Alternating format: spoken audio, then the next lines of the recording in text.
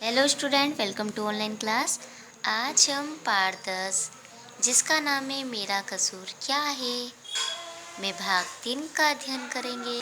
बच्चों, इसमें बाघ जज के सामने न्याय मांग रहा है और उसका अन्याय यह था कि उसने एक के बाद एक 4 आदमियों को मौत की घाट उतार दिया था।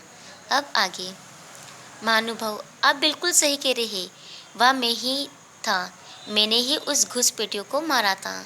3 अप्रैल के दिन मैं खा पीकर वहीं घास में सुस्ता रहा था। चोरी छिपे घास काटने वहां आ पहुंचा। जंगल के राजा की आंखों के सामने चोरी, भला मैं चुपचाप यहाँ कैसे देखता। वन रक्षों का तो पता नहीं, लेकिन अपने क्षेत्र की रक्षा हम किसी तनख्वाह के लालच में थोड़े ही ना करते। मैं मानता हूँ कि मैंने इन दोनों को नहीं, 6 अप्रैल को एक अन्य आदमी को भी मौत के घाट उतार दिया था। मैं अपने परिवार के साथ बैठा था। हमारा शावक कुछ ही दूर पर खेल रहा था। शावक यानी कि बाघ का बच्चा।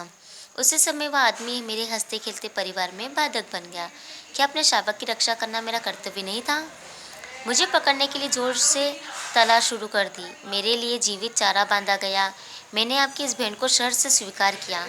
40 किलो का पाड़ा खाने के बाद मैं निश्चिंत था। 3-4 दिनों तक मैं जंगल में इधर उधर घूमता रहा। इस बीच कई वन रक्षकों ने मुझे देखा। कई बार मेरी उनसे आंखें चार हुई, मगर वे अपना काम करते रहे और मैं अपना काम पूरी आराम से करता रहा। वैसे भी हम पेट भरा होने पर शिकार नहीं करते हैं।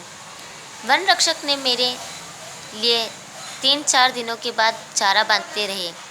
मैं भी चुपचाप बिना कोई नखरा किए उसे स्वीकार करता रहा। लेकिन फिर अचानक एक शाम थारू जनजाति के आदमी ने मेरे ताल में घुसने का दुस्साहस किया। उसके साथ ही भी मुझे वही करना पड़ा जो मैंने पहले 3 आदमियों के साथ किया था। आपने हमें क्षेत्र में आने से प्रतिबंध कर दिया था। मैं तो आपके क्षेत्र में नहीं घुस रहा था, फिर बार बार क्यों मुझे उकसाया जा रहा था? उस आदिवासियों के मारे जाने के बाद अन्य लोगों ने मेरी चेतावनी को गंभीरता से लिया। तब मैंने भी किसी आदमी को अपना शिकार नहीं बनाया। अब आपसे मेरी यही गुजारिश है कि आप मुझे कसूर बताइए।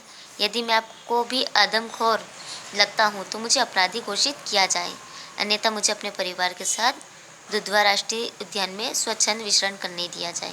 फैसला अब आपके हाथ में है।